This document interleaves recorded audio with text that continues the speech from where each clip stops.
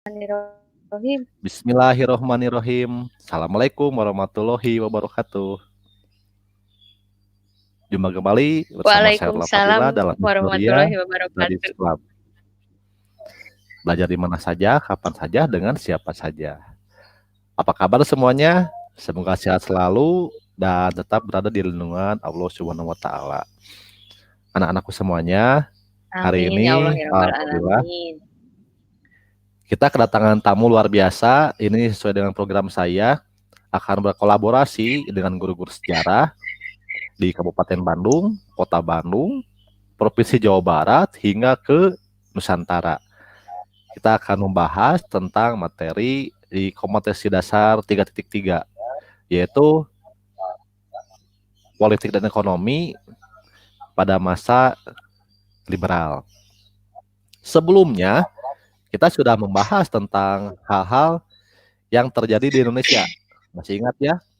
Ketika kita persiapan untuk kemerdekaan.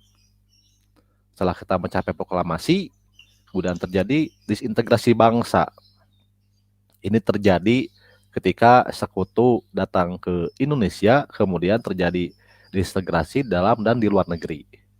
Kemudian puncaknya di tahun 49 kita mendapatkan pengakuan kedaulatan dari dunia internasional. Ingat ya, salah satu syarat terbentuknya sebuah negara itu adalah pemerintah, rakyat, wilayah, dan yang paling penting yaitu pengakuan kedaulatan dari internasional. Baik, kita sapa dulu pemateri kita hari ini. Selamat pagi, Bu Denti. Materi. Selamat pagi. Assalamualaikum warahmatullahi wabarakatuh. Halo semuanya. Waalaikumsalam, Bu Denti. Kamarana masih Alhamdulillah. ada ini teh. Baik, Bu Denti ini kita cek dulu Ya. CV-nya. Alhamdulillah, Bu Denti sudah ASN ya. Waduh. Bu Denti ini sudah lolos ASN. Alhamdulillah. Nama Denti Jeung Nur aya nu ieu Fitriana deh aduh. Wanti. Berasal dari Kuningan. Tanggal lahirnya 7 Mei 1989. Numpang lahir aja tapi Ya, aslinya orang Ciparai. Alamatnya di Komplek Bumi Karya Blok C7 nomor 5 Ciparai ya. Nah, Bu Denti ini beliau pernah mengajar di SMA Ciparai. Kemudian sekarang Ciparai. ditempatkan di SMA 1 Majalaya. Luar biasa, kita bertemu dengan salah satu guru favorit ya di SMA Majalaya. Baik. Cie favorit. Ya, selamat datang. Ini sudah masuk nih siswa-siswi kita dari Semaci Kancung nih, murid saya. Halo Ale, terima kasih Ale. Udah ada Ini ada Aulia Alisa. Harunisa. Halo. Hai Oke. Bu. Oh iya ada Aulia. Hai Ya, juga. baik. Untuk semuanya, nanti silakan cek kolom deskripsi di close dulu live chatnya untuk mengisi presensi. Dan jangan lupa karena kita berkolaborasi dengan guru di sekolah lain, sekarang itu di SMA 1 Ciparai, di sana ada link YouTube-nya. Silakan di-subscribe juga channel Bu Denti untuk makin semangat membuat konten. Nanti akan di-share juga di kolom live chat ya. Nah, Bu Denti, hari ini saya undang untuk menjelaskan Ya. tentang Indonesia pada masa liberal, Indonesia pada masa pemerintahan RIS. Saya berpikir seperti ini ketika kita mendapat Demokrasi pengakuan tahun liberal. 49. Betul. Indonesia dirubah kembali, kita merubah kembali undang-undang dasar, kemudian sistem pemerintahannya. Nah, ini menarik karena kita mendapatkan hal-hal yang berbeda dengan sebelumnya. Nah, semuanya kita akan ikuti materi dari Bu Denti. Baik, silakan Bu untuk dimulai. Oke, bismillahirrahmanirrahim. Assalamualaikum warahmatullahi wabarakatuh. Selamat pagi semuanya. Mudah-mudahan semua dalam keadaan sehat walafiat ya. Oke, sebelum kita mulai materinya, ini biar ada semangat ya. Ada pantun pagi nih. Ada pantun pagi gitu ya. Kalau di kelas kan biasanya tepuk tangan apa gitu, tapi masih ini tepuk tangan sendiri. Saya pantun aja dulu ya. untuk mencairkan suasana ini. Nggak apa-apa, Parola? Halo, Parola? Nggak apa-apa? Mau pantun dulu? Siap, Bu. Keren, Bu. Semangat pagi. Iya. Parola nanti bilang cakep gitu ya. Oh iya, Pagi-pagi makan Indomie. Cakep gitu. cakep. Minumnya pakai Thai tea. Hmm. Oke, Walau kita lagi pandemi, belajar siap. mah jangan pernah berhenti. Ada, udah ya. Itu aja Asik. Oke, pantunnya. oke. Nanti aku balas ya. Oke. Tapi Nah, mikir-mikir dulu. oh iya, sobat. Itu kan mikirnya semalaman. Tahunnya gitu. Biar ada Oke. gaya gitu. Nah, Hmm. sekarang kita akan membahas tentang demokrasi liberal. Jadi nanti ini sebetulnya ya demokrasi liberal seperti tadi yang sudah dijelaskan informasinya oleh Parola. Ini kita memasuki babak baru setelah pengakuan kedaulatan kan dalam bentuk RIS ya, Republik Indonesia Serikat, tanggal 27 Desember 1949. Nah, ternyata setelah dibentuk RIS ternyata kehidupan kenegaraan kita tuh dari segi politik, ekonomi, sosial budaya tuh ternyata tidak serta-merta langsung oke, bagus. Ternyata enggak ya. Nah, ternyata di sini tetap ada gonjang-ganjingnya juga. Nah, ini akan saya kelompokkan aja nih jadi 3. Yang pertama nih kehidupan politik, ekonomi pada awal kemerdekaan. Nanti dibahas dikit kenapa kita bisa pakai RIS nantinya. Terus nanti kita bahas kehidupan ekonominya dan kehidupan politik pada masa demokrasi liberal ya. Oke, lanjut. Nah, sebelum ngebahas tuh tentang demokrasi liberal, kita lihat dulu gimana sih kondisi politik dan ekonomi Indonesia pada tahun 45 sampai 50. Ini di awal kemerdekaan ya. Istilahnya kalau bayi itu mungkin baru brojol gitu ya. Belum tahu apa-apa, bagaimana kejamnya dunia luar ada gitu. Nah, ternyata nih kita tahu kan bagaimana pada saat itu nih pergolakan yang terjadi dari tahun 45 sampai tahun 50. Ini bisa dikatakan kalau menurut saya ini merupakan masa-masa 5 tahun yang cukup berat gitu ya. Untuk apa, untuk negara Indonesia ini. Karena kalau lihat dari segi politik yang pertama, Belanda kan itu belum mau mengakui kedaulatan republik kan ya. Setelah kita proklamasi 17 Agustus, Belanda datang lagi gitu. Tidak mau mengakui kedaulatan republik. Nah, kemudian pada saat itu juga kita kan kekeh ya ingin mempertahankan kedaulatan kita. Akhirnya dilakukan dengan berbagai perjuangan. Baik itu melalui perjuangan bersenjata ataupun diplomasi. Kalau yang bersenjata mungkin udah dibahas ya di kelas 11. Kayak misalkan di Bandung ada peristiwa Bandung Lautan Api, terus di Medan, di Surabaya. Kalau yang jalur diplomasinya ya Renville dan kawan-kawannya. Linggarjati juga. Nah, di sini juga ternyata muncul ancaman disintegrasi bangsa yang kemarin kita bahas di bab sebelumnya. Nah, hal ini kenapa bisa muncul? Salah satu faktornya ya tentu saja karena ketidakpuasan terhadap pemerintah republik pada saat itu. Gitu. Bagaimana dengan kehidupan ekonomi? Nah, ini politik dan ekonomi ini memang sangat berkaitan erat ya. Gimana stabilitas politik kita bisa mantap, sementara kondisi ekonomi kita juga pada saat itu baru merintis gitu. Inflasinya cukup tinggi karena pada saat itu beredar kan tiga jenis mata uang. Ada mata uang Jepang, ada mata uang Hindia Belanda itu masih dipakai dan mata uang Nika gitu. Kenapa sih Nika ngeluarin mata uang? Ya salah satu tujuannya ya buat mengacaukan kehidupan ekonomi kita. Kita mungkin mikirnya kayak gini, ah tuh kalau banyak uang mah enak gitu ya, nggak pusing. Kan yang namanya hukum ekonomi mah kita kan harus mencapai suatu titik keseimbangan kan ya. Kayak gini misalkan, kita punya uang 10.000 nih. Eh, kadang kita suka mikirnya gini, 10.000. Tadi pagi saya beliin bubur 5.000. Wah, uang saya habis nih tinggal 5.000. Sebetulnya nggak habis. Yang 10.000 itu, yang 5.000-nya kita beliin bubur, itu berubah menjadi barang atau jasa. Seperti itu. Ya, bisa dipahami. Jadi sebetulnya nggak hilang. Nah, ini uang banyak, tapi daya beli masyarakat rendah. Akhirnya apa? Ya inflasi.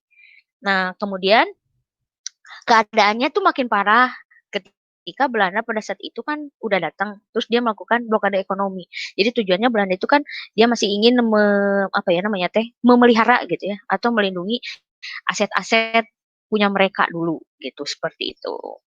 Nah, selanjutnya di tengah kondisi yang seperti ini, akhirnya pemerintah melakukan berbagai upaya untuk mengatasi masalah tersebut. Di antaranya kan melakukan pinjaman nasional, mengeluarkan uang apa, ORI atau uang Republik Indonesia, mendirikan BI, mendirikan BNI, sampai nanti ada program yang disebut dengan nasionalisasi The Javas Bank yang masuk ke dalam apa periode demokrasi liberal. Nah, ternyata ya dengan situasi politik dan ekonomi di awal kemerdekaan yang seperti itu, nah ini teh mendorong pemerintah pada saat itu teh kita ini cari ya suatu sistem pemerintahan gitu yang sepertinya cocok nih buat kita apa gitu ya. Akhirnya setelah terbentuk KRIS ya udah kita nih demokrasi liberal. Apa sih demokrasi liberal? Katanya demokrasi, tapi kok ada liberalnya juga gitu ya. Nah, sebetulnya demokrasi liberal ini kalau kita lihat dari pengertian dan karakteristiknya, ini bisa disebut sebagai persandingan antara liberalisme dan demokrasi. Yang kemudian nanti ini lebih dikenal istilahnya dengan demokrasi liberal. Nah, jadi maksudnya apa?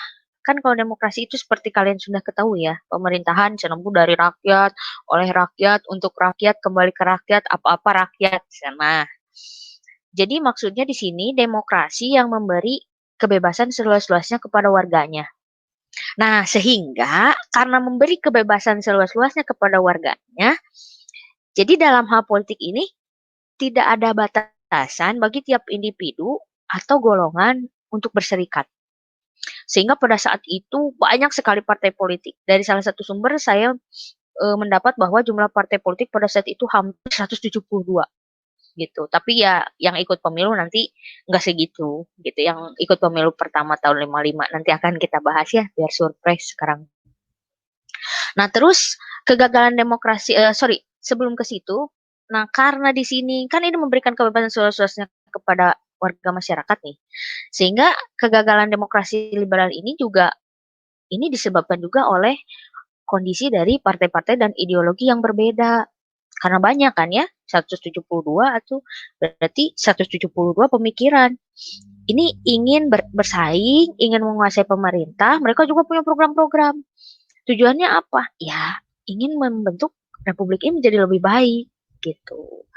Nah, terus kemudian pada saat itu kita menganut sistem pemerintahan parlementer di mana presiden dan wakil presiden itu tidak dapat diganggu-gugat. Menteri itu bertanggung jawab atas kebijakan pemerintah dan pada saat itu ada yang disebut dengan Perdana Menteri. Si Perdana Menteri ini dia posisinya itu diangkat oleh presiden. Jadi Perdana Menteri itu sebagai kepala pemerintahan. Presiden itu sebagai kepala negara. Nah, parlemen ini nih yang menariknya di sini nih. Parlemen ini dapat menjatuhkan kabinet melalui mosi tidak percaya. Nah, inilah nanti yang menyebabkan kenapa di masa demokrasi liberal dari 50 sampai 59, sekitar 9 tahun, itu kita mengalami pergantian kabinet sebanyak 7 kali. Ya karena apa? Ya, nggak percaya, kok program kerjanya kayak gini. Ya udah, akhirnya wayahna kabinet harus menyerahkan mandat kembali kepada presiden. Seperti itu. Nah, di sini juga ada partai-partai oposisi. Nah, perundang-undangan yang digunakan pada saat itu apa? Itu adalah Undang-Undang Dasar Sementara tahun 1950. Gitu. Ya. Oke, bisa dipahami mungkin sampai sini? Bisa dipahami semua? Ada komentar? Tidak ada? Masih running, Bu. Hah? Silakan dilanjut dulu nanti disampaikan untuk pertanyaan di live chat. Oke, siap. Nah, ini ya. Nah, nanti ini baru intro. Kenapa kita menerapkannya demokrasi liberal? Nah, kita bahas dulu kehidupan ekonomi ya. Buku ekonomi dulu sih gitu, enggak politik. Kan manusia itu adalah makhluk ekonomi. Ada segala sesuatunya pasti kaitannya ekonomi, cenah Bu. Dah. Oke, nah kehidupan ekonomi. Nah, kehidupan ekonomi pada masa demokrasi liberal, ini cantumkan yang pokok-pokok pentingnya aja ya. Yang pertama, itu ada nasionalisasi de Java Bank. Kenapa sih harus dinasionalisasi de Java Bank ini? Nah, ini karena tujuannya untuk apa? Jadi si de Java Bank ini kan nantinya akan menjadi yang sekarang jadi Bank Indonesia ya. Nah, yang sekarang jadi Bank Indonesia. Oh, sebentar, Pak. Ada sedikit masalah. Balik lagi ya slide-nya. Ya, Bentar. Saya tampilkan lagi. Oke. baik. Nah, ini jadi fungsinya apa? Gini, bank atau dalam hal ini adalah Bank Indonesia, ini dia kan berfungsi sebagai bank sentral dan bank sirkulasi. Ini sebetulnya adalah salah satu kebijakan moneter juga bagi negara kita. Istilahnya gini, kita nih nggak punya nih yang buat mengontrol keuangan kita nih, gitu ya, seperti itu. Jadi jangan dinasionalisasinya si The Javas Bank ini, istilahnya kita punya kekuatan nih, punya wadah. Nah, seperti itu. Nah, di dalam hal ini juga dengan dinasionalisasinya The Javas Bank, nah ini juga melengkapi kepemilikan pemerintah Republik itu terhadap bank-bank peninggalan kolonial Belanda, seperti itu, gitu. Nah, selanjutnya ada sistem ekonomi gerakan benteng. Nah, ini sistem ekonomi gerakan benteng ini tujuannya adalah, ini adalah sebetulnya upaya perbaikan ekonomi sih dengan apa ya? Dengan tujuannya untuk membentengi para pengusaha pribumi dari persaingan dengan para pengusaha non pribumi gitu seperti itu. Terus nanti maksudnya biar apa? Ya tujuannya ini biar memajukan para pengusaha-pengusaha pribumi. Karena memang sejak apa udah makan kita masih menata nih. Nah, jadi para pengusaha pribumi teh kalah oleh para pengusaha non pribumi gitu seperti itu. Caranya dengan apa? Caranya itu salah satunya dengan memberikan pinjaman lunak gitu ya, pinjaman kredit kepada para pengusaha pribumi. Tapi ujung-ujungnya gimana? Ternyata gagal money gitu ya. Kenapa mengalami kegagalan? Salah satu faktornya yang saya baca itu karena pada saat itu para pengusaha pribumi itu jadi inginnya tuh sekarang kan dapat modal nih dari pemerintah. Nah, itu pengennya modal itu cepat balik, terus untungnya gede gitu. Ya, sementara kan yang namanya usaha ada pasang, ada surut ya seperti itu. Dan ternyata tidak sedikit juga yang pada saat itu para pengusaha pribumi yang mereka kan dapat kucuran kredit tuh, tapi malah digunakan untuk bergaya hidup mewah. Seperti itu ya kurang lebih. Nah, lanjut ke rencana Sumitro. Nah, rencana Sumitro. Nah, ini kebijakan ini lebih ditekankan kepada pembangunan industri dasar. Ini kayak misalkan pendirian pabrik semen gitu ya, pabrik-pabrik pemintalan, terus pabrik-pabrik karung gitu ya, peningkatan produksi pangan, perbaikan sarana dan prasarana pertanian, dan juga masalah penanaman modal asing. Ini untuk rencana dari Sumitro itu ya. Nah, ini ada yang menarik nih, yang terakhir, ada sistem ekonomi Alibaba. Nah, sistem ekonomi Alibaba itu, ini adalah bentuk kerjasama ekonomi antara Ali dengan Baba. Alibaba, Bu. Ini kayak lagu waktu kecil ya. Putih-putih melati Alibaba gitu. Maksudnya apa? Jadi Ali ini diidentikan dengan para pengusaha pribumi. Sementara Baba itu para pengusaha Tionghoa atau para pengusaha Cina. Jadi harapannya para pengusaha pribumi ini itu bekerja sama dengan para pengusaha Tionghoa, kemudian belajar dari kesuksesan para pengusaha Tionghoa gitu. Kenapa sih kok mereka teh hidup di negeri orang, tapi kok bisa sukses? Ya orang Tionghoa gitu ya, atau kita mungkin menyebutnya Cina. Sampai sekarang, so kita lihat di pasar, di daerah mana istilahnya yang deket aja lah di Bandung. Di daerah saya mungkinnya daerah Ciparai dan Majalaya. Daerah mana yang nggak ada Cinanya? Di Ciparai Cina banyak, jangan kira. Di Majalaya, kok mau ke kota dikit ke pasar baru ada juga ya. Sok daerah mana kayaknya di belahan dunia yang nggak ada Cina, kayaknya teh ada gitu ya, pasti. Dan mereka rata-rata di sana sebagai pengusaha. Nah, tujuan pemerintah pada saat itu sok belajar nih sama pengusaha Cina, sama pengusaha Tionghoa, kenapa mereka bisa sukses, ini istilahnya teh apa, resepnya seperti apa. Tapi ternyata dalam kenyataannya apa? Ya mungkin karena mentalitas kita sendiri gitu ya. Jadi ternyata bukannya kita belajar, tapi malah kita memilih, ah udah gawe we gitu ya, seperti itu. Malah beberapa itu dimanfaatkan oleh pengusaha Tionghoa. Seperti itu, gitu. Akhirnya mah ya stuck lagi gitu sistem ekonomi ini. Seperti itu. Ini berbagai upaya untuk memperbaiki kehidupan ekonomi pada masa demokrasi liberal. Nah, sekarang bagaimana nih kehidupan politiknya? Kita lanjut lagi ya. Untuk kehidupan politik pada masa demokrasi liberal, kita bagi aja jadi 3 ya. Yang pertama, itu adanya pergantian kabinet selama 7 kali, pelaksanaan pemilu 55, sama yang terakhir ini akhir dari demokrasi liberal ya. Jadi penyusunan undang-undang baru, terus kemudian nanti masuk ke masa demokrasi terpimpin dengan keluarnya dekret presiden 5 Juli 59. Yang pertama, pergantian kabinet. Oke. Ini ada 7 kabinet nih pada masa pemerintahan demokrasi liberal. Hah? Apa aja, Bu? Ya, yang pertama itu ada kabinet Nasir. Terus yang kedua ada kabinet Wilopo. Terus Nasir, Sukiman, Wilopo, Ali 1, Burhanuddin Harahap, Ali 2, dan yang terakhir adalah Juanda. Ibu meni banyak. Biar gampang ngapalinnya, pakai singkatan.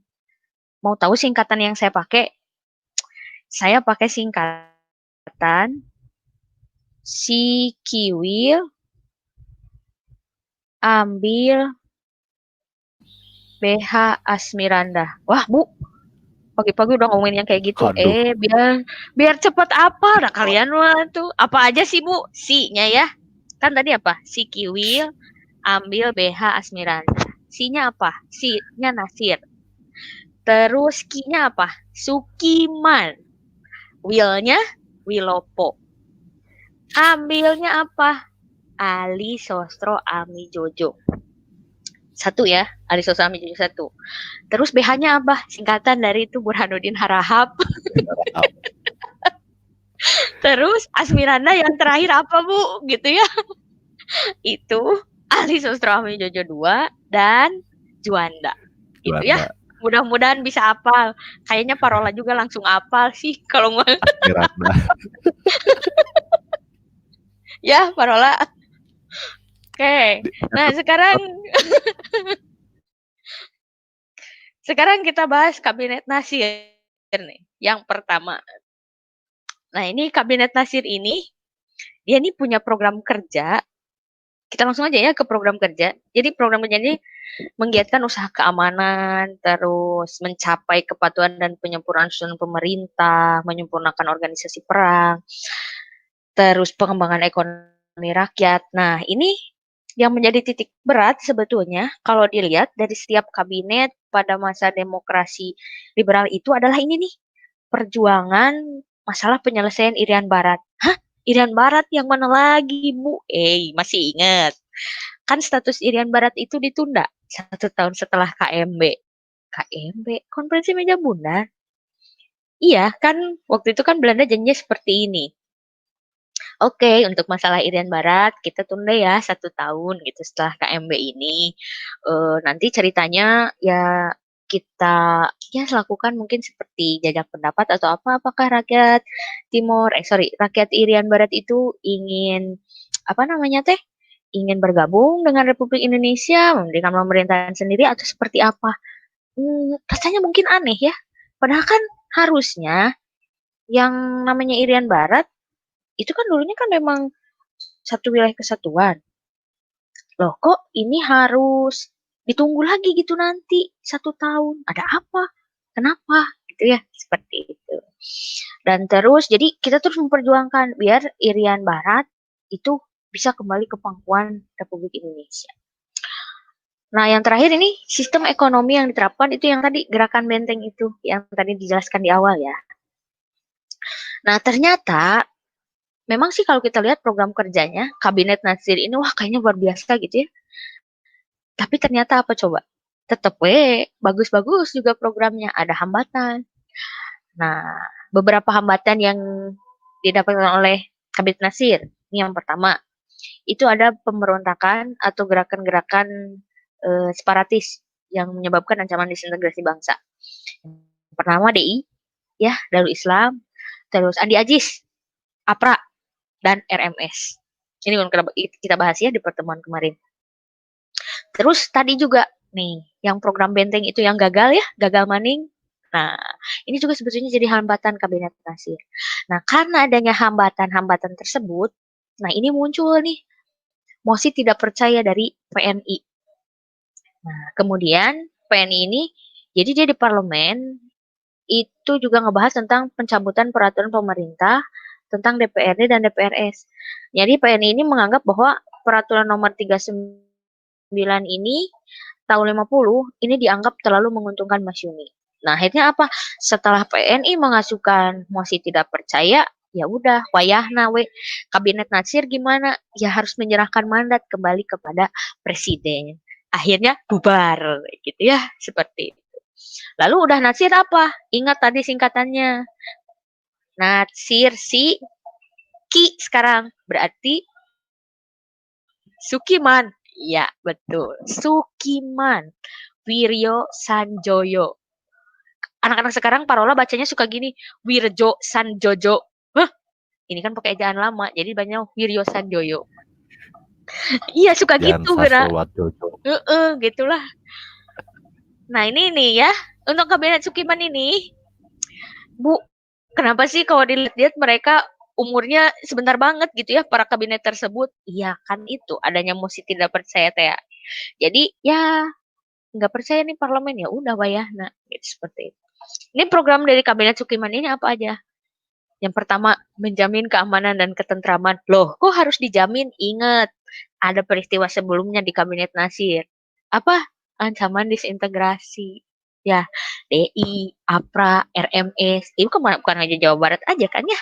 Nah, seperti itu. Emang kumaha? Ih, kan rakyat jadi nggak tenang atau nggak tentram. Terus berusaha untuk mengusahakan kemakmuran rakyat. Nah, ini dengan memperbaharui hukum agraria. Jadi memang kita kan masih menata ya. Jadi kita di awal-awal kemerdekaan itu masih menggunakan hukum-hukum warisan pemerintah kolonial Belanda. Contohnya ini hukum agraria ini. Jadi si hukum agraria ini biar disesuaikan dengan kepentingan petani gitu, biar petani terutama kita ya pribumi itu nggak dirugikan. Terus mempercepat persiapan pemilu. Nah di sini mulai kita nih mikirin pemilu.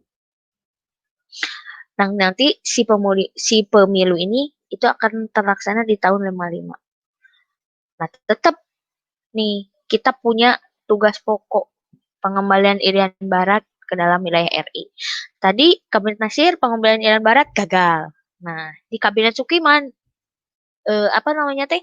Ini diangkat lagi nih pengembalian Irian Barat ini karena ya mau tidak mau harus kembali kepada NKRI. Terus di sini juga disusun, undang-undangnya banyak pisan nih, mungkin lagi tunduh ya ngetiknya nih. Undang-undang tentang pengakuan serikat buruh, penetapan upah minimum dan penyelesaian pertikaian buruh gitu ya. Kenapa? Ingat kan?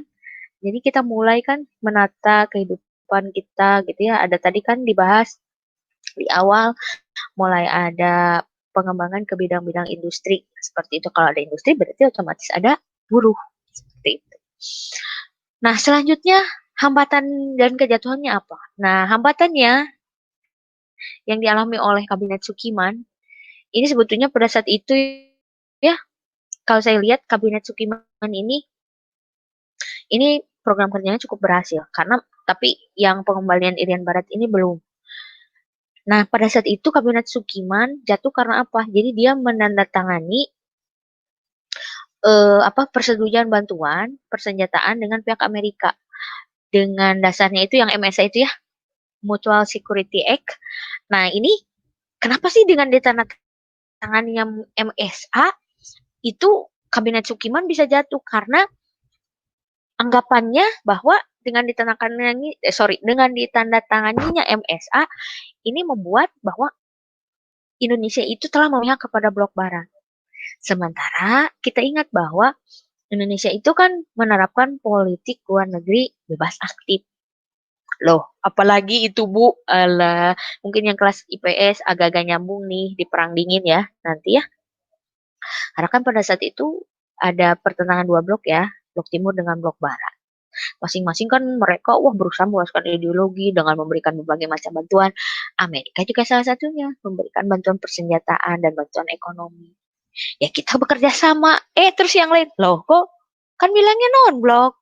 Kenapa tuh masih nerima bantuan nih persenjataan ekonomi dari Amerika? Ya dianggap hal tersebut menodai, ada menodai ke non-blokan kita. Akhirnya apa? Kabinet Sukiman juga Kabinet Sukiman juga akhirnya ya udah diajukan akhirnya ya Wayahna menyerahkan mandat kembali kepada presiden. Ditambah lagi pada saat itu ya Kabinet Sukiman ini juga memiliki hubungan yang kurang harmonis dengan militer gitu dan kurang progresif gitu ya menghadapi pemberontakan-pemberontakan yang terjadi di Jawa Barat, Jawa Tengah juga Sulawesi yang tadi itu ya DI, RMS gitu seperti itu gitu kurang lebih.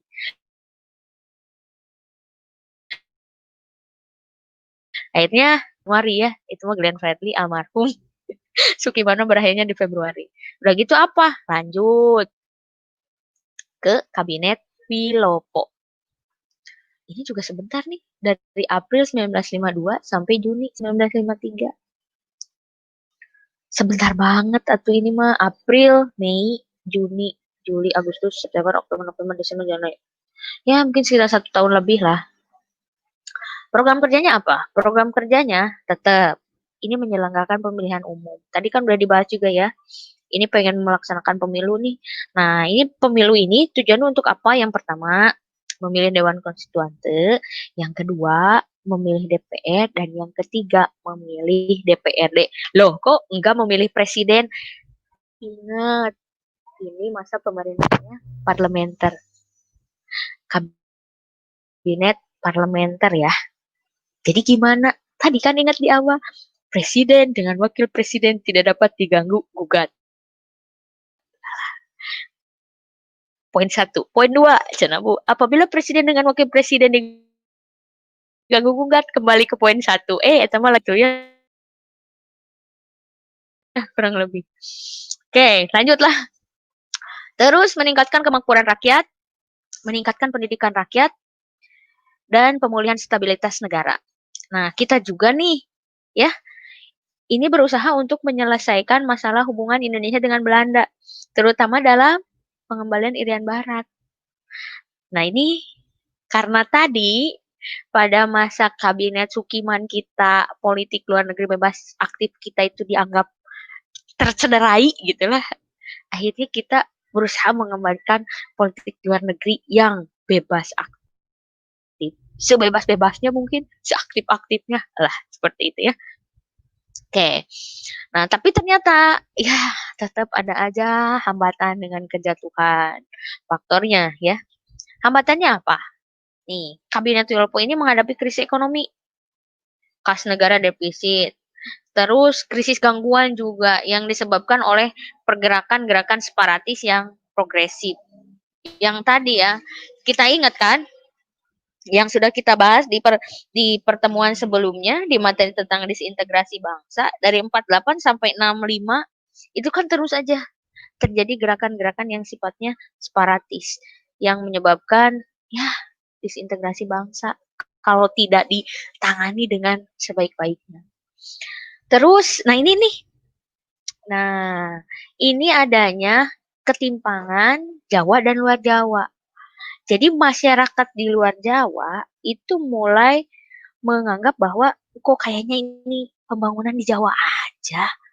Mereka tuh menganggap bahwa Jawa lagi, jadi kita yang di luar nggak diperhatiin.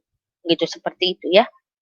Nah, ini nih mulai ada nih benih-benih ketidakpuasan terhadap pemerintahan pusat di Jawa. Kemudian munculnya peristiwa Tanjung Morawa. Nah, ini peristiwa Tanjung Morawa ini saya sengaja jelaskan dikit ya, karena nanti akan jadi tugas nih buat kalian. Ah, tugas lagi, Bu. Yang penting kan saya nggak ngasih ujian. Memang kan hidup mah penuh ujian. Nah, kalau penuh dengan saweran namanya dangdutan. Oke? Munculnya peristiwa Tanjung Saweran. Morawa. Nah, peristiwa Tanjung Morawa ini mengenai masalah tanah perkebunan di Sumatera Timur. Oke. Menyimak yang lagi menyimak. Nah, kalian coba cari tahu ya, apa itu peristiwa Tanjung Morawa secara detail. Ini mungkin untuk siswa SMA Majalaya dan juga Cikancung, Kang, berlaku tugas Siap. ini? Oke, siap. Tolong cari informasi mengenai peristiwa Tanjung Morawa. Nah, untuk nanti link pengumpulan tugasnya akan dibagikan oleh guru masing-masing. Ya mungkin yang SMA Majalaya dengan saya, yang SMA Cikancung dengan Parola. Ya, seperti itu. Oke. Siap ya? Nah, sebetulnya yang membuat Kabinet Wilopo ini jatuh itu karena ada mosi tidak percaya. Ini dari Sakti ya, Serikat Tani Indonesia yang pada saat itu dipimpin oleh Sidik Kertapati. Gitu, seperti itu. Akhirnya ya Kabinet Wilopo terpaksa harus mengembalikan kembali mandat kepada Presiden. Lanjut, udah Wilopo siapa? Ali Sostro Amijoyo. Nah, bagaimana dengan Pak Ali ini? Pak Ali, sorry, ini sebetulnya Kabinet Ali ini kita punya apa namanya teh? Punya prestasi pada masa pemerintahan Kabinet Ali. Prestasinya apa? Kita berhasil menyelenggarakan KAA, apa? Konferensi Asia Afrika tahun 55. Kalau menurut saya, ini adalah suatu prestasi yang luar biasa. Walaupun kita masih punya PR nih. PR-nya itu apa? PR-nya tetap masih di pembebasan Irian Barat. Belum bebas juga, Bu, belum. Jadi benar, pada saat itu kita teh Irian Barat belum bebas. Oh, kembali lagi apa ya? Bentar. Irian Barat belum bebas, terus di dalam negeri juga dihadapkan pada masalah disintegrasi, gitu ya. Terus kita juga pengen cepet-cepet nih pemilu. Tuh. Dan di sisi lain, kita juga ingin menjalankan politik luar negeri bebas aktif. Nah, tapi di tengah situasi dan kondisi yang seperti itu, kita berhasil menyelenggarakan konferensi Asia Afrika. Ini levelnya Asia dengan Afrika loh, yang nanti menghasilkan Jasa Sila Bandung. Ini nanti insya Allah kalau tidak salah ada dibahas di KD terakhir ya untuk kelas 12 wajib. Kaitannya dengan perdamaian dunia seperti itu. Dan yang terakhir, untuk sistem ekonomi kita berhasil kita berusaha untuk menerapkan sistem ekonomi Alibaba yang tadi ya kita sudah bahas di awal. Nah, kemudian pada masa Kabinet Ali, pemilu memang belum terlaksana. Tapi persiapan pemilu ini sudah matang. Dan rencananya akan dilaksanakan pada 29 September 55. Tapi ternyata walaupun ya kayaknya bagus banget nih Bu program Ali ini, tetap aja ada hambatannya. Hambatannya apa? Yang pertama, untuk sistem ekonomi Alibaba. Nih, para pengusaha pribumi ini hanya dijadikan alat bagi para pengusaha Tionghoa untuk mendapatkan kredit dari pemerintah. Jadi kumaha? Ya kita hanya dimanfaatkan aja gitu ya, seperti itu. Dijadikan sebagai alat ada untuk yang untungnya siapa ya? Mereka gitu.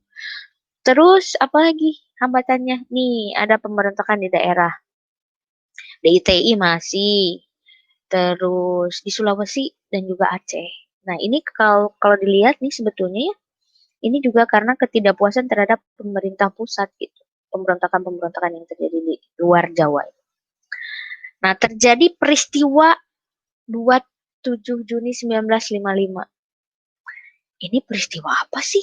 Nah, ini peristiwa yang menunjukkan adanya kemelut dalam tubuh TNI, di mana pada saat itu memperburuk usaha untuk meningkatkan keamanan negara. Jadi di dalam tubuh TNI-nya juga pada saat itu lagi ada ya konflik lah seperti itu, gitu. Terus ada juga nih konflik yang terjadi di mana antara PNI dengan NU. Hal ini yang kemudian dia memperburuk koalisi partai yang mengakibatkan NU ini memusatkan perhatian kepada menteri-menterinya yang diikuti oleh partai-partai yang lain. Itu seperti itu. Akhirnya apa? Ya, muncul lagi mosi tidak percaya. Kabinet Ali menyerahkan mandat lagi kepada presiden. Lanjut, oleh siapa? Burhanuddin Harahap. Oke. Burhanuddin Harahap. Burhanuddin Harahap. Buku banyak banget, kan ada 7. Ini udah sampai Burhanuddin Harahap nih, berarti tinggal 3 lagi ya dengan ini. Program kerjanya apa sih? Nih, program kerja dari Burhanuddin Harahap ini yang pertama, ini mengembalikan kewibawaan pemerintah, yaitu mengembalikan kepercayaan Angkatan Darat dan masyarakat kepada pemerintah. Loh, kok kan tadi lanjutan yang tadi ada konflik. Ya.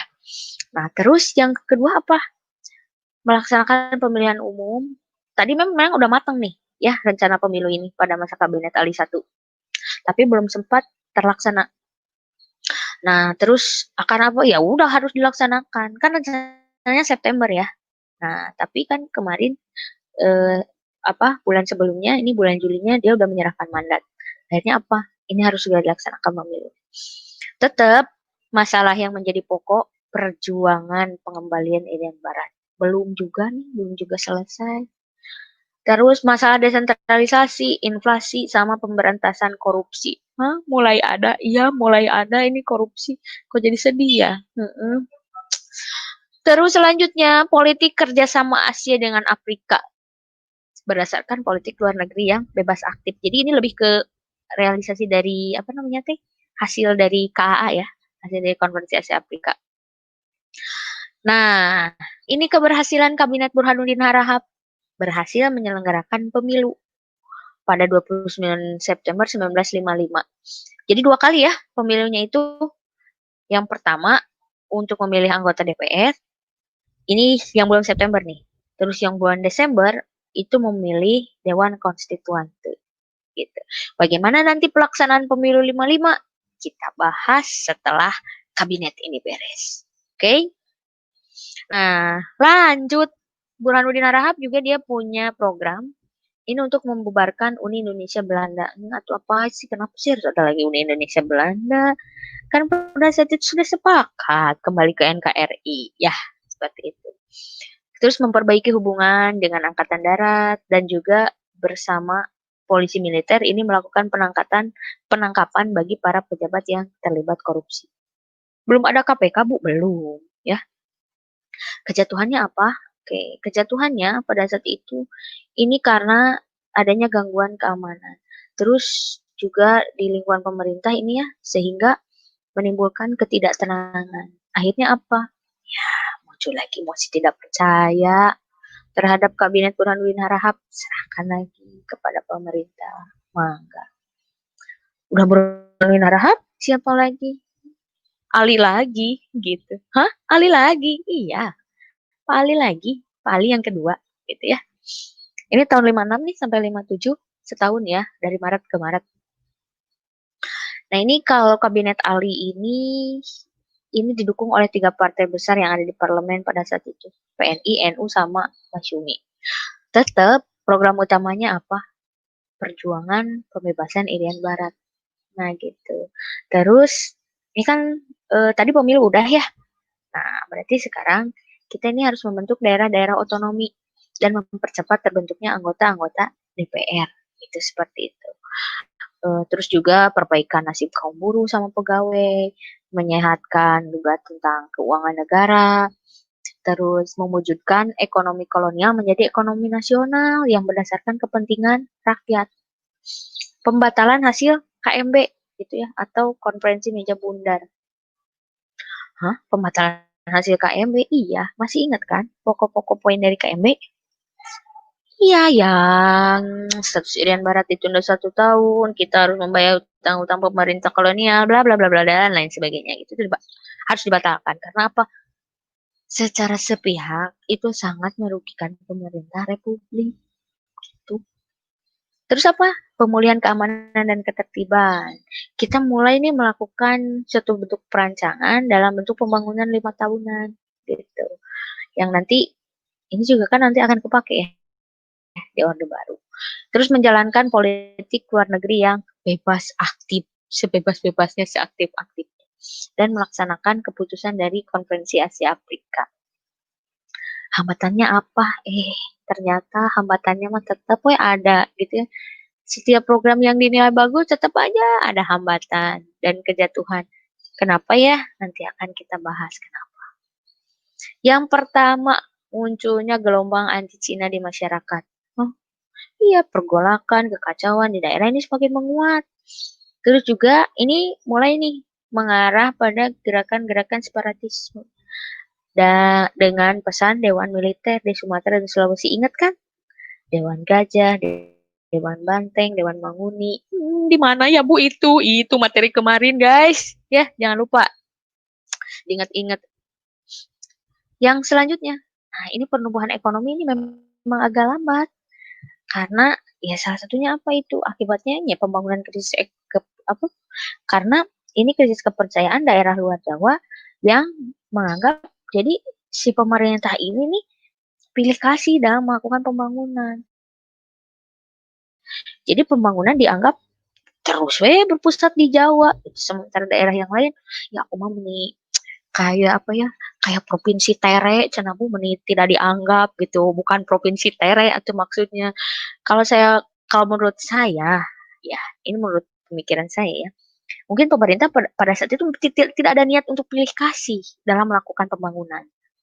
Hanya memang karena posisi pada saat itu pusat pemerintahan ada di Jawa, jadi ya secara otomatis Jawa lagi mungkin kelihatannya Jawa lagi gitu seperti itu. Gitu. Dan ternyata pembatalan KMB ini juga menimbulkan reaksi dari pemerintah Belanda, terutama dari para pengusaha Belanda yang ada di Indonesia. Kabinet Ali gimana? Ya, harus nyerahin mandat lagi. Gitu. Akhirnya apa? Nih, yang terakhir ya, Kabinet Juanda. Juanda? Iya, Kabinet Juanda. Juanda, bukan Juanda, bukan Juanda, ya. Kabinet Juanda ini, Kabinet Juanda, menurut saya Kabinet Juanda ini cukup berhasil juga, karena ada nanti deklarasi Juanda yang tentang apa luas wilayah perairan Indonesia ini. Nah, jadi Kabinet Juanda ini dia punya program kerja membentuk Dewan Nasional, terus melakukan normalisasi keadaan Republik, terus juga masih tetap perjuangan Irian Jaya atau Irian Barat gitu ya, masih melancarkan pelaksanaan pembatalan KMB, masih terus kita usahakan. Sama nih mempergiat dan mempercepat proses pembangunan. Jadi ya udah tahun 59 kita merdeka 45 59 45 ya sudah 14 tahun gitu ya, seperti itu. Jadi harus membangun gitu ya, seperti itu. Nah, keberhasilan Kabinet Juanda ini kan disebut juga sebagai Kabinet Karya nih. Ini karena dikeluarkan deklarasi Juanda. Nih, deklarasi Juanda ini kan dia yang mengatur batas-batas wilayah kepulauan Indonesia ya. Nah, kemudian ini dikuatkan dengan PP nomor 4 tahun 60 tentang perairan Indonesia. Jadi dengan adanya deklarasi Juanda ini wilayah perairan Indonesia itu bertambah luas gitu. Yang asalnya 9 mil, ini jadi 13 mil. Kok bisa? Nanti kita lihat gambarnya ya. Hambatan atau kendalanya apa? Nah, ini nih. Pada masa Kabinet Juanda, ini terjadi peristiwa Cikini. Hah? Peristiwa Cikini? Iya, tanggal 30 November. Itu terjadi peristiwa kalau Presiden Soekarno itu mau dibunuh. Dibunuh, bener dibunuh. Loh, kok bisa? Pengen tahu lebih jauh? Coba cari informasinya, ya. Tugas kedua, cari informasi tentang peristiwa Cikini, ya. Oke? Oke. Cari informasi tentang peristiwa Cikini. Kok bisa sih Bu Presiden? Mau dibunuh? Iya, gitu ya. Kenapa? Cari hal yang berkaitan dengan peristiwa Cikini. Nah, keadaan negara juga ini memburuk pasca percobaan pembunuhan tersebut. Ya iyalah, jadi istilahnya dalam hal ini presiden juga kan terancam kondisinya. Nah, wilayah-wilayah yang lain bagaimana? Daerah-daerah ini banyak juga yang pada saat itu mulai lunturlah kepercayaan terhadap pemerintah pusat gitu ya. Sehingga muncul pemberontakan PRRI Permesta atau Perjuangan Rakyat Semesta. Masih ingat? Ya, kalau nggak ingat ya nggak apa-apa. Mungkin kalian terlalu cepat move on gitu ya. Jadi terlalu cepat melupakan masa lalu. Ya nggak kayak saya yang terus mengenang masa lalu. Acie. Ya ada guru sejarah aku. Nah, ini yang menarik tentang deklarasi Juanda. Nih ya, ini kalau kita lihat nih ada titik-titik yang warnanya coklat rada hejo ya. Hejo bagedon mungkin bahasa Sundanya apa tuh ya? Hejo habuk ya kurang lebih seperti itu ya. Jadi ini sebelum ada sebelum ada deklarasi Juanda, wilayah perairan kita itu sempit banget gitu. Cuman 9 mil dari batas wilayah kita, dari batas pulau. Jadi ngan sakararia we tah, saareutik tek tek tek tek tek gitu ya, cuman segini-segini doang gitu ya. Nah, ya nih cuman segini-gini aja, tek tek tek tek tek tek tek tek tek tek tek. Kecil banget, iya. Jadi ini atuh nggak nyambung ke sini Bu ya, kurang lebih seperti itu. Nah, dengan adanya deklarasi Juanda, nih ini yang biru muda ini, wes wilayah perairan kita makin luas Bu. Iya, wilayah perairan kita makin luas gitu ya, seperti itu. Nah, ini ternyata luas laut negara ini bertambah nih 2,5 kali lipat. Dari 2.027.087 kilometer persegi ini menjadi sekitar 5.193.250 kilometer persegi. Wow, iya tuh jadi ngegedean ke sini. Iya iya kan, dari sini 13 mil, sini 13 mil. Nah ini nih, ke sini 13 mil. Ini dihitungnya dari mana? Dari batas pulau terluar. Nah, Bu gimana kalau misalkan pulau terluarnya nih dempetan sama negara lain? Nah, ini kan di sini ada Malaysia, di sini ada Singapura, ya itu ada kebijakan lain. Salah satunya dibagi berdasarkan kebijakan kedua negara tersebut, jadi dibagi dua. Untuk atuh lamun ti dia meureun 13 mil mah atuh meureun Malaysia jeung Singapura kabawanya. Seperti itu. Nah, ini nih kurang lebih nih penjelasan batas wilayah laut Indonesia. Nah, ini kalau ini daratan, ini kan kita punya landas kontinen, terus kita juga punya apa namanya teh lereng kontinen, tanjakan kontinen sama ini nih dasar laut samudra dalam. Nah, di sini nih ini namanya laut teritorial nih. Ini yang 12 mil itu yang tadi hasil dari deklarasi Juanda. Nah, ini kedalaman penuh, terus ini negara pantainya pokoknya mah ieu mah istilahna mutlak milik urang gitu. Nah, terus ada lagi nih 12 mil dari zona teritorial itu. Nah, ini namanya zona tambahan. Nah, selanjutnya ini dari 200 mil itu ya atau sekitar 350 dengan landasan benua, ini disebutnya itu JEE atau zona ekonomi eksklusif di mana nanti hak eksklusif ekonomi negara pantai. Terus di sini tidak ada hak-hak politis. Nah, baru setelah itu nanti ada yang disebut dengan laut lepas. Nah, ini eksploitasinya yang diatur nanti oleh Badan Otoritas Internasional gitu. Nah, ngerti kan kenapa kemarin ada kapal yang ditenggelamkan? Ya berarti dia melanggar batas-batas teritorial wilayah. Seperti itu. Ojol-ojol we nangkap di sini ya wayahna ditenggelamkan. Seperti itu. Bisa dipahami ya? Menguntungkan sekali. Oh, menguntungkan sekali atau ini bagi bangsa Indonesia deklarasi Juanda ini. Ya, seperti itu. Nah, itu mungkin materi tentang kabinet-kabinet pada masa demokrasi liberal. 7 kabinet, masih ingat urutannya? Si Kiwil ambil BH Asmirandah. Udah itu aja. Bu ingat cenah Bu, nya ingat. Ingat nu Ya, terakhir cenahnya. ingat. Kang Rolama ingat nu terakhir BH Asmirandahnya aja. Bu Renti, waktunya 5 menit lagi ya. Kita Siap. akan tanya jawab. Oke, nah ini nih Siap. pemilu yang tadi. Nanti Asmirandahnya di order dulu Asmirandahnya. Ini pemilu 55. Siap. Nah, tadi kan memang partai politik banyak ya, tapi ternyata yang ikut pemilu mah nggak 172. Yang ikut pemilu itu hanya 39 partai. 2 kali kan? Nah, pemilu pertama 29 September, milih anggota DPR. Nah, yang keduanya ini 15 Desember. Ini buat memilih Dewan Konstituante. Nah, ini nih kurang lebih ya poster-poster apa kampanye pada saat pemilu. Bu, ada Palu Arit? Ada. PKI masuk? Masuk. Malah, nah di sini PKI ini merupakan salah satu partai yang menduduki 4 besar. Sehingga dia masuk ke parlemen. Iya, di parlemen kursinya juga dapat 39. Ini contoh surat suara jadul ya, zaman dulu. Mungkin ini masih hitam putih gitu ya, difotokopi. Seperti itu gitu. Nah, ini untuk untuk pemilu tahun 55. Ini pemilu pertama. Dari beberapa informasi yang saya dapat, saya pernah nonton tayangan televisi apa yang lumayan apalagi. Jadi pengalaman seorang yang pernah ikut pemilu tahun 55, katanya saya merasa bahwa pemilu tahun 55 itu pemilu yang menurut saya paling demokratis, paling jurdil, luber, jujur, adil, langsung, umum, bebas, rahasia. Itu ya, seperti itu.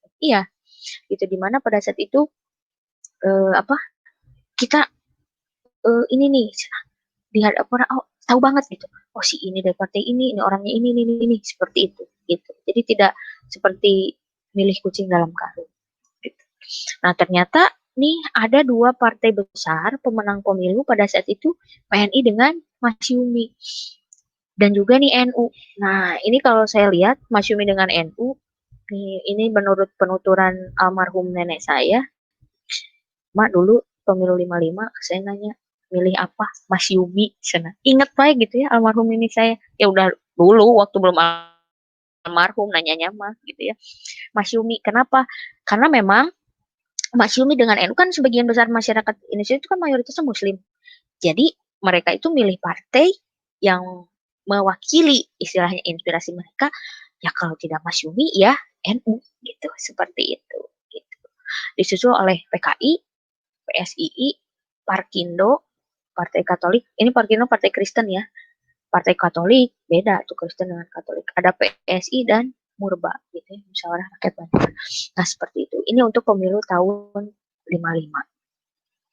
Nah, selanjutnya gimana tuh berakhirnya demokrasi liberal? Kan tadi udah disebutin.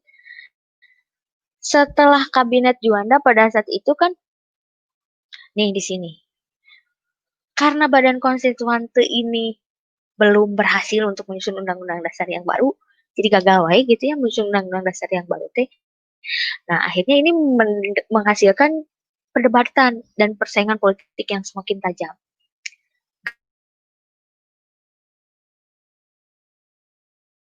Itu, akhirnya apa? Muncul rasa ketidakpuasan di kalangan tokoh masyarakat yang menimbulkan gangguan keamanan, gerakan separatis, pemberontakan di daerah yang mengancam disintegrasi bangsa. Sehingga hal ini mempersulit pemerintah pusat.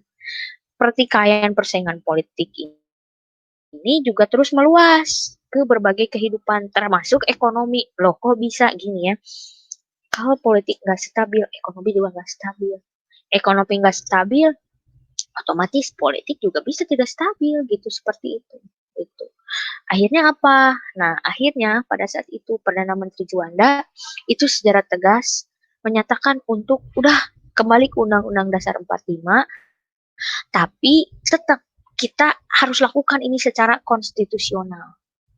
Akhirnya berdasarkan pasal 134 Undang-Undang Dasar 1950. Akhirnya apa? Kabinet Juanda kan ini menyerahkan kembali mandatnya kepada presiden. Kemudian keluarlah dekret presiden 5 Juli 59. Di mana dengan dikeluarkannya dekret presiden 5 Juli 59, nah ini mengakhiri masa pemerintahan demokrasi liberal di Indonesia.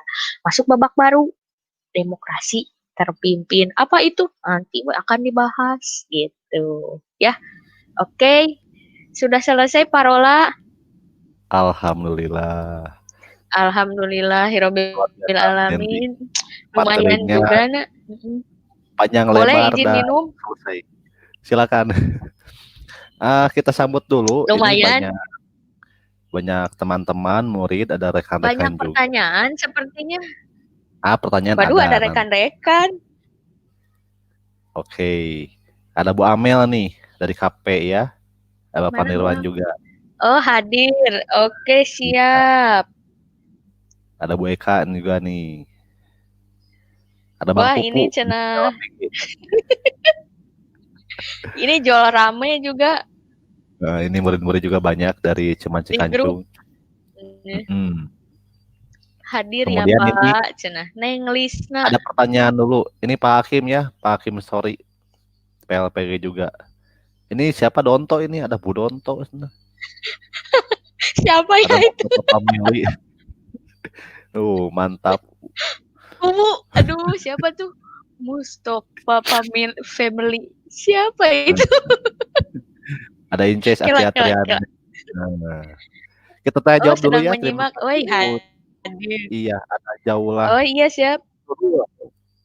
Saya Jaulah Nurul dari Saman 1 Majalaya, kelas 4 ya. Izin bertanya, kenapa untuk pembebasan Irian Barat bisa ditangguhkan selama lebih dari 1 tahun? Ya, artinya kenapa alot, kenapa bisa berkepanjangan? Silakan diulas sedikit, Bu. Dari Jaulah Kenapa Nurul. bisa berkepanjangan? Ya, jadi oh iya, Jaulah, apa kabar? Ya, kita bertatap maya terus ya. Oke, untuk masalah Irian Barat, ini materi kelas 11 ya, 11 wajib.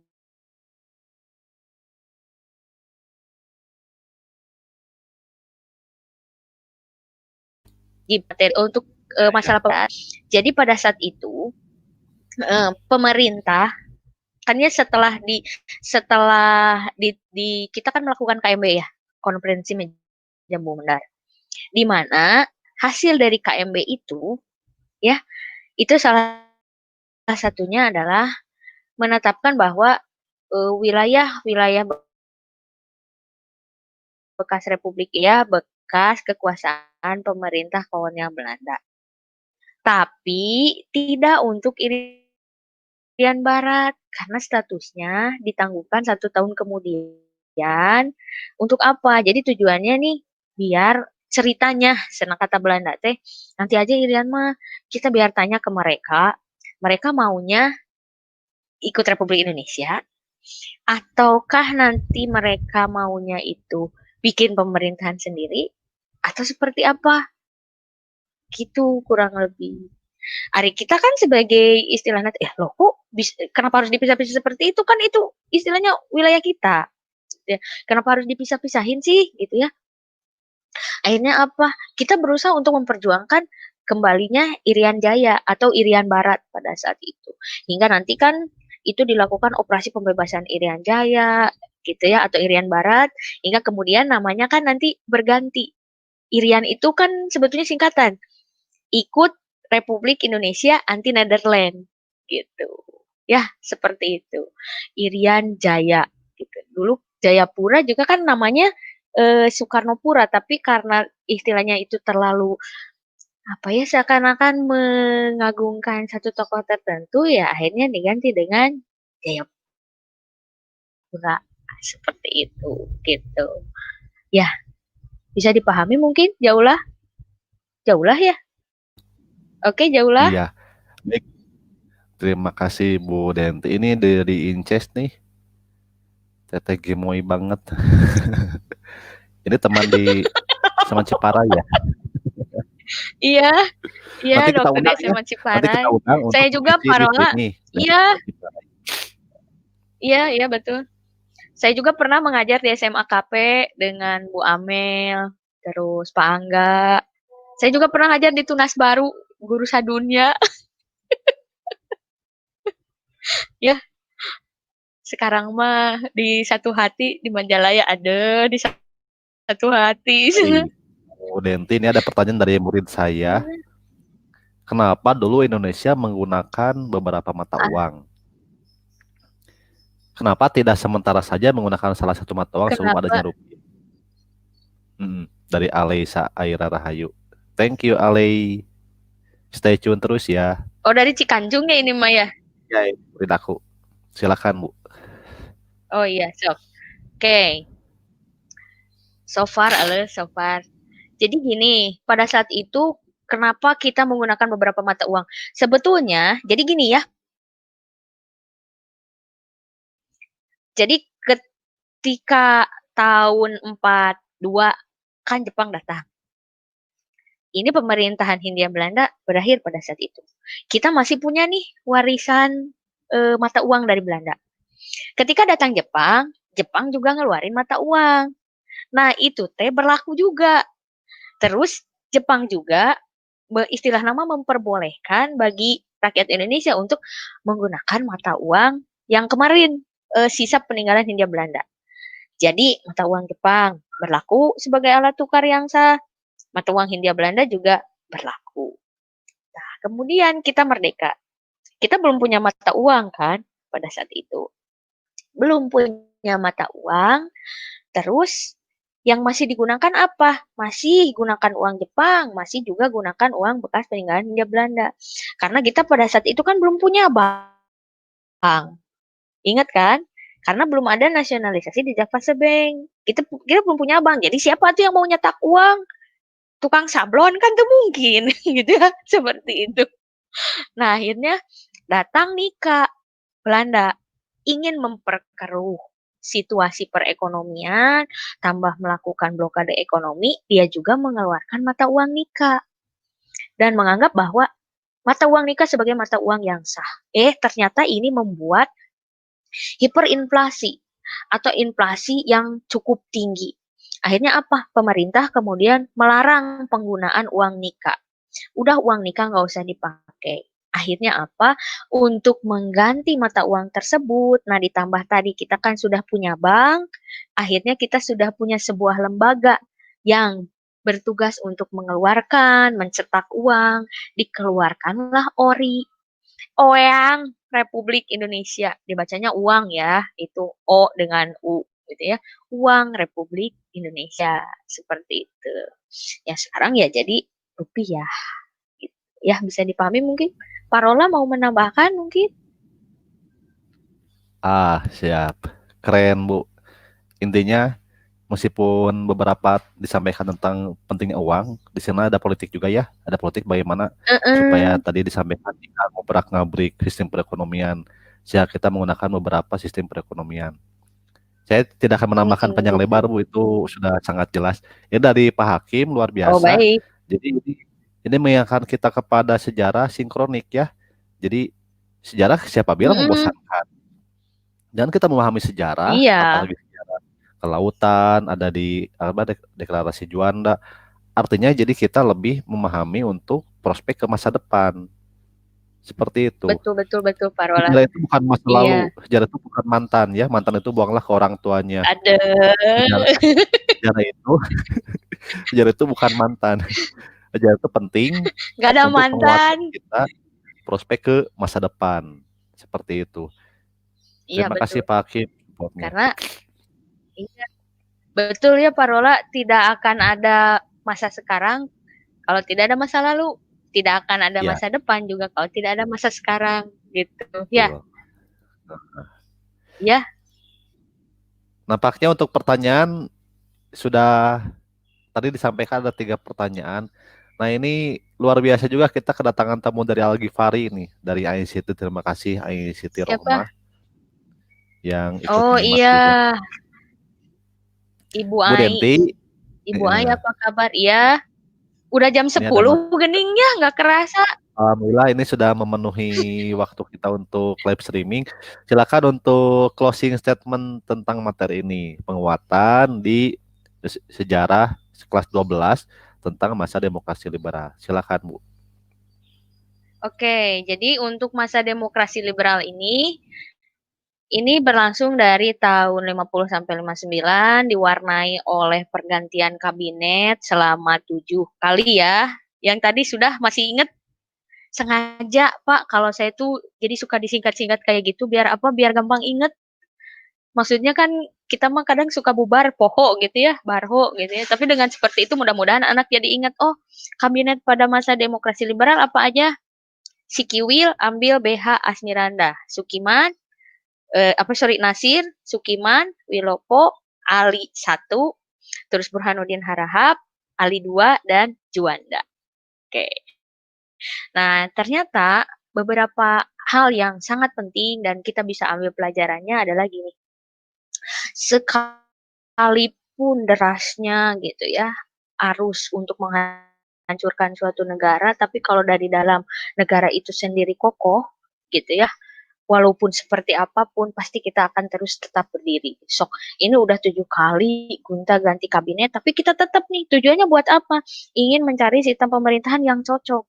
Untuk apa? Untuk kelangsungan negara tetap aja gitu. Dengan adanya ancaman disintegrasi, Belanda masih istilahnya menghantui ya saya bilangnya gitu ya, tetap aja kita masih bisa bangkit gitu ya. Terus yang tadi juga sedikit dari Pak Hakim, iya Pak Hakim, memang betul nih terkadang masalah tentang Juanda ini kenapa saya angkat gitu ya, karena seakan kalau yang mengenai Juanda kayaknya ini yang masalah tentang laut ini kurang diperhatikan gitu. Padahal sebetulnya kan kita adalah negara maritim, wilayahnya itu sebagian besar laut. Tapi kok kenapa laut kita kayaknya kurang begitu tereksploitasi gitu ya. Katanya wilayahnya banyak lautnya. Tapi kalau ditanya pernah nggak main ke laut? Ah, Bu, paling setahun sekali. Ya, mungkin masalah hal tersebut. Tapi kalau yang kita gambar pasti gunung lagi, gunung lagi. Hei, kita teh paling banyak lautnya. Laut kita teh indah-indah, pantai kita teh bagus-bagus. Coba lihat. Jangan sampai nanti tiba-tiba ada kapal lain yang datang, nyuri ikan, nggak ada yang nenggelamin sekarang mah. Ya, nah seperti itu gitu ya. Gitu. Itu sebetulnya apa namanya? Dengan adanya batasan teritorial itu juga sebetulnya memperkuat kedaulatan kita juga. Gitu. Nggak seenaknya, nggak mentang-mentang laut, jadi bebas siapa aja boleh. Enggak, gitu ya, seperti itu. Gitu.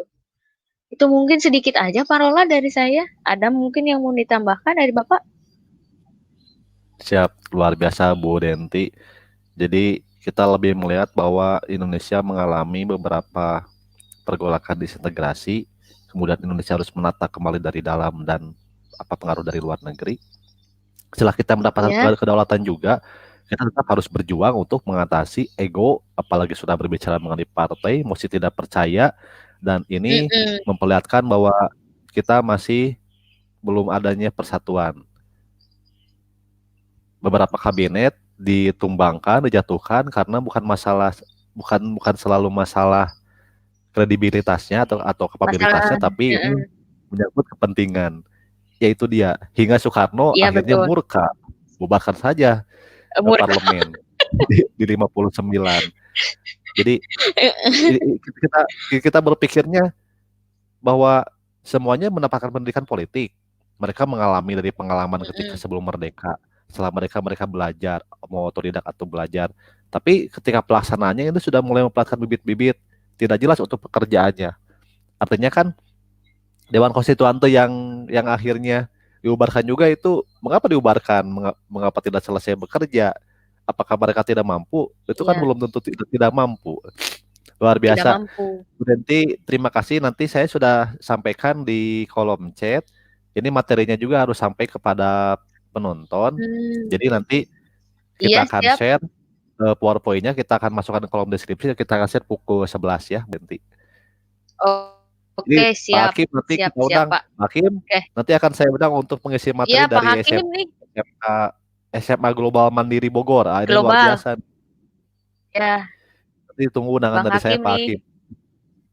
Oke, Pak Hakim kebanyakan. siap. Yang lain atuh yang Baik, lain. siap. Terima Iya kasih iya, Bu Pak. Denti atas kedatangannya di Iya, History Studies Club. sama-sama Pak Rola. Sama-sama. Terima Mudah-mudahan kasih juga saya sudah materi kita difasilitasi. mudah-mudahan materi kita bermanfaat untuk guru-guru, siswa-siswi. Kita berbicara mengenai pendidikan daring yang memperlihatkan bahwa Iya iya semuanya itu tidak ada kelemahan, tidak ada kekurangan. Semua pasti bisa. Dengan metode seperti ini, pembelajaran pasti akan bisa. semakin Iya, efektif dan sampai kepada siswa-siswi. Terakhir dari saya, ingat, belajarlah dari sejarah, karena sejarah adalah guru kehidupan. Historia, bagi Rafite. Oke, kalau saya Assalamualaikum. sedikit dari saya Silakan, mah, ya, oke. Kalau saya mah gini aja, pesannya cuman sedikit ya. Jadi walaupun kita belajar daring, jangan pernah boring. Karena bersama Bu Denti, belajar sejarah pasti happy. Aduh. Narsis ya sama. Closing. Ya, Nanti aja pantunnya ya, Ican balas undangan kedua ya. di deskripsi. Oh iya, Baik, iya, siap. Terima kasih kepada semuanya. Ya. Terima kasih juga, mudah-mudahan bermanfaat. Wabarakatuh. Dadah.